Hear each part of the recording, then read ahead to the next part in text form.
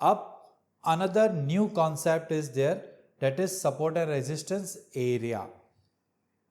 ये थोड़ा सा अलग है, ओके आज के पहले हमने ये डिस्कस नहीं किया हुआ है। Let's focus on this. See, जब भी प्राइस एक पर्टिकुलर लेट सपोज रेजिस्टेंस इस तरीके से हुआ, राइट, और फिर जब ये ब्रेकआउट हुआ तो यहां से सपोर्ट इस तरीके से हमने ड्रॉ किया हुआ है, करेक्ट। मतलब हमने एक्चुअल में थ्योरेटिकल एक चार्ट बनाया हुआ है, थ्योरेटिकल लाइन चार्ट बनाया हुआ है, करेक्ट, जहां पे हम ये दिखा रहे हैं कि एग्जैक्टली प्राइस यहीं से रेजिस्टेंस ली, फिर एग्जैक्टली प्राइस यहीं से रेजिस्टेंस ली, फिर एग्जैक्टली यहीं से रेजिस्टेंस ली, और फिर एग्जैक्टली यही स्ट्रेट लाइन से सपोर्ट लिया, करेक्ट। प्रैक्टिकली ऐसे नहीं होता है, प्रैक्टिकली थोड़ा प्राइस ऊपर नीचे होती है। मतलब लेट सपोज ये black line is theoretical, let suppose red line is practical, ठीक है। यहाँ पे थोड़ा सा नीचे ही ऐसे रेजिस्टेंस लिया है और फिर ऐसे खाली विक आया था इस तरीके से, फिर यहाँ पे थोड़ा सा इस तरीके से रेजिस्टेंस लिया हुआ है, राइट, फिर यहाँ पे थोड़ा सा नीचे या फिर एग्जैक्टली यहाँ पे रेजिस्टेंस लिया हुआ है, और जब ब्रेकआउट हुआ तो यहाँ से सपोर्ट लेके प्राइस गई है सपोज, करेक्ट। तो प्रैक्टिकली एग्जैक्टली वही पॉइंट से एग्जैक्ट डॉट 600 पे सपोर्ट लेके ऐसा नहीं होता है, करेक्ट। इसके पहले हम सपोर्ट एंड रेजिस्टेंस एरिया देखते भी नहीं थे, अभी भी I would say support and resistance area देखने की जरूरत नहीं है। You just guys should have the knowledge of this, okay. क्यों जरूरत नहीं है सपोर्ट एंड रेजिस्टेंस एरिया देखने की?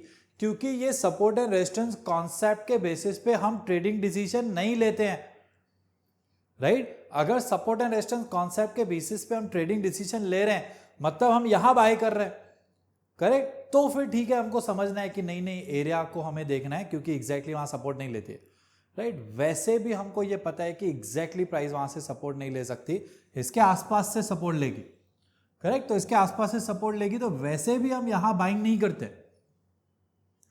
करेक्ट। तो इसीलिए सपोर्ट एंड रेजिस्टेंस एरिया आपको नहीं पता हो या फिर आपने इस पर ध्यान नहीं दिया तो भी चलेगा, right. But just you guys should have the knowledge, या exactly support and resistance area draw कैसे करते हैं वो भी हम देखेंगे, okay. So the point here is कि लेट सपोज प्राइस ने यहां पे रेजिस्टेंस लिया है, फिर ये रेजिस्टेंस लिया है, फिर यहाँ पे इस तरीके से रेजिस्टेंस लिया है, फिर जब प्राइस यहाँ आई, राइट, तो लेट सपोज यहीं पे ऐसे सपोर्ट लेके चली गई, करेक्ट। तो एक है कि हम स्ट्रेट लाइन ड्रॉ करें, अनदर इज कि हम एरिया ड्रॉ करें। Black line is straight line, area मतलब लेट सपोज हम कुछ इस तरीके से एरिया ड्रॉ करेंगे कि ये कंप्लीट एरिया पे कहीं पे भी प्राइस, ये एरिया रेजिस्टेंस है और ये एरिया भी रेजिस्टेंस बिकम सपोर्ट हो सकता है, करेक्ट। मतलब थोड़ा सा two very parallel in a small range lines होती है, right. So that's how we can draw support and resistance area, या that's what we mean about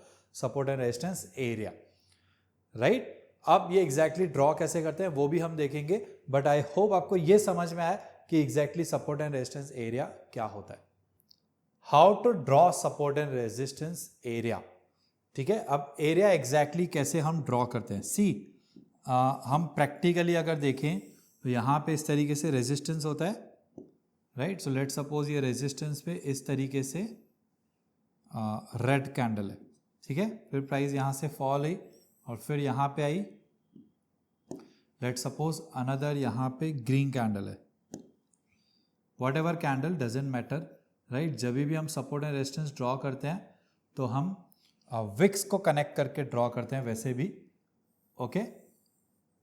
फिर यहाँ पे price I and any candle doesn't matter, ठीक है, red या green से कोई मैटर नहीं है, ऐसे है, राइट। तो एक है कि हम स्ट्रेट लाइन ड्रॉ करते हैं, उसमें हम ट्राई करते हैं बाय कनेक्टिंग मैक्सिमम पॉइंट्स, ठीक है। तो अगर इस तरीके से विक ड्रॉ की तो तीनों के तीनों पिवट कनेक्ट हो रहे हैं, तीनों पिवट कनेक्ट हो रहे हैं और थोड़ा सा विक बाहर आ रहा है, वो चल जाता है, वो चल जाता है, ठीक है। अब ये हो गया स्ट्रेट लाइन कैसे ड्रॉ करना है। अब एग्जैक्टली एरिया कैसे ड्रॉ करना है। सो एरिया ड्रॉ करने के लिए हम हाईएस्ट विक, रेजिस्टेंस ड्रॉ करने के लिए highest wick and highest body. So ये है हाईएस्ट बॉडी, राइट. सो ये हो गया हाईएस्ट बॉडी. तो ये हो गया एरिया ऑफ रेजिस्टेंस. ठीक है. हम जब डिमांड जोन सप्लाई जोन देखेंगे तो आप देखोगे हाईएस्ट विक पे हम आइडियली डिस्टल लाइन ड्रॉ करते हैं, हाईएस्ट बॉडी या लोवेस्ट बॉडी पे हम प्रॉक्सिमल लाइन ड्रॉ करते हैं. तो एज गुड एज हम वहाँ पे ये कॉन्सेप्ट देखेंगे, इसको हम डिस्टल बोलते हैं एंड इसको proximal, as good as resistance पे. ठीक है. बट यहाँ पे रेजिस्टेंस हाईएस्ट बॉडी, मतलब जो पिवट्स हैं, ये पिवट्स का हाईएस्ट वाला जो कैंडल है सिर्फ वही कैंडल्स कंसीडर करने एंड मतलब जिसका विक कनेक्ट करके बेसिकली हम सपोर्ट या रेजिस्टेंस लाइन ड्रॉ करते हैं, वही वाली कैंडल्स का हाईएस्ट बॉडी, राइट. एक लाइन वहां ड्रॉ होगा एंड एक हाईएस्ट विक पे, सबसे हाईएस्ट जो विक होगा वो, राइट. तो ये हो गया रेजिस्टेंस एरिया. ठीक है. तो ये एरिया हमने क्यों सीखा या फिर क्यों ड्रॉ किया, बिकॉज लेट सपोज जब प्राइस फिर से ये लेवल पे आएगी, राइट, तो ये कहीं से भी, ये एरिया से कहीं से भी रेजिस्टेंस ले सकती है, राइट. अनदर इज जब ये रेजिस्टेंस ब्रेक हो गया तो ये एरिया में से कहीं से भी, यहां से सपोर्ट ले सकती है, यहां से ले सकती है, यहां से ले सकती है, कहीं से भी, इंटायर एरिया से, मतलब near about their price resistance become support के बेसिस पे सपोर्ट ले सकती है, राइट. या फिर से यहीं पे ये एरिया से ही रेजिस्टेंस ले सकती है. Correct. So that's what resistance and support area is. How to draw that? To identify and draw support area, we will draw two horizontal lines. ठीक है. The first horizontal line support area के लिए will be drawn at the lowest wick of the support pivots. So let's suppose ये यहाँ पे price ने U turn लिया है, so this is support. Correct. अब इसमें सपोर्ट में लोवेस्ट विक जहाँ पे आ रही है तो ये कैंडल कंसीडर होगी. करेक्ट. एंड दूसरा है यहाँ पे ये विक या फिर ये विक भी आ रही है, राइट. सो ये दोनों कैंडल्स कंसीडर करो, यहाँ पे भी ये दोनों कैंडल्स कंसीडर करो, दैट्स फाइन. ठीक है. इसमें लोवेस्ट विक पे ये एक लाइन ड्रॉ हो गई and highest body, so this is the highest body, यहाँ पे line, got it. Sorry, lowest body, right. Support के लिए lowest body and lowest wick, resistance के लिए highest body and highest wick. ठीक है. तो यहाँ पे ये सपोर्ट था तो ये लोवेस्ट बॉडी, यहाँ पे ये है लोवेस्ट बॉडी, यहाँ पे हमने ड्रॉ कर लिया. ओके. लेकिन अंडरस्टैंड, एक हॉरिजॉन्टल लाइन तो लोवेस्ट विक पे ही बनेगी, लेकिन सपोज अगर लोवेस्ट बॉडी जो है वो बहुत ज्यादा नियर बाय है, मतलब एकदम ऐसे ऑलमोस्ट स्ट्रेट लाइन जैसा ही एरिया बन गया, तो फिर आप ये लाइन को थोड़ा सा एडजस्ट करके ऊपर ड्रॉ कर सकते हो, राइट.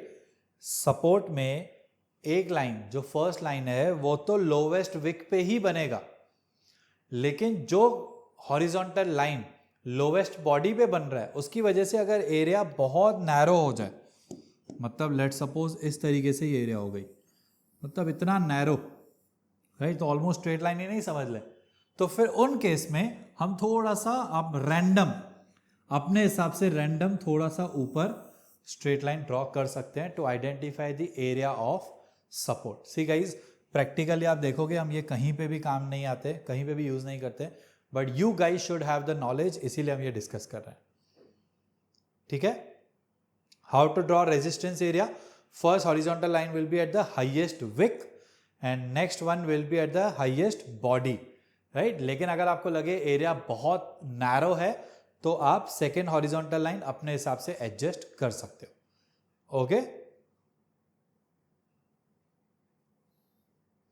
परफेक्ट. तो ये था about support and resistance area and how to draw support and resistance.